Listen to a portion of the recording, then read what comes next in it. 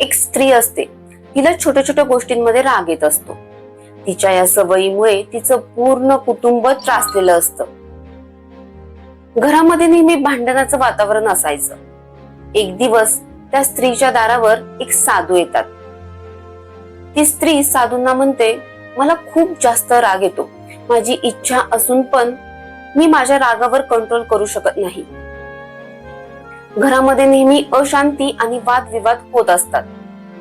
ह्याच्यावर काहीतरी उपाय सांगा. हे ऐकून साधू त्यांच्या झोळीतून एक औषधाची बाटली काढतात आणि त्या स्त्रीला देतात. ती बाटली देताना साधू म्हणतात, तुला जेव्हा पण राग येईल तेव्हा तू हे औषध घे. ह्या औषधाचे 4 थेंब तुझ्या जिभेवर टाक आणि 10 मिनिट तुझं तोंड बंद ठेव. 10 मिनिटाच्या आधी तुझं तोंड उघडू नको, नाहीतर ह्या औषधाचा फरक पडणार नाही.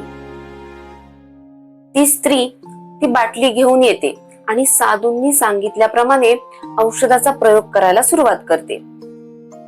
7 दिवसाच्या आधीच त्या स्त्रीची राग करण्याची सवय संपून जाते.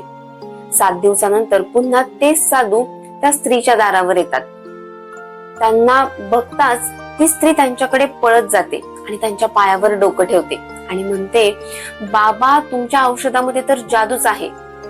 माझा राग पूर्णपणे संपला. माझी राग करण्याची सवय गेली. माझ्या घरामध्ये आता फक्त शांती आणि आनंदाचं वातावरण असतं. हे ऐकून साधू हसतात आणि म्हणतात, मुली, त्या बाटलीमध्ये कोणतंच रागाचं औषध नव्हतं. त्या बाटलीमध्ये तर गंगाजल होतं.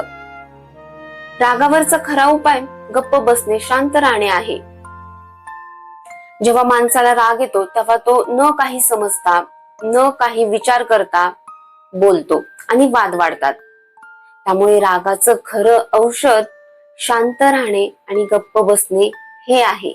त्या स्त्रीसारखा तुम्हाला पण राग येत असेल ना मित्रांनो, तर बोलून काही प्रतिक्रिया देण्यापेक्षा गप्प बसा, शांत बसा.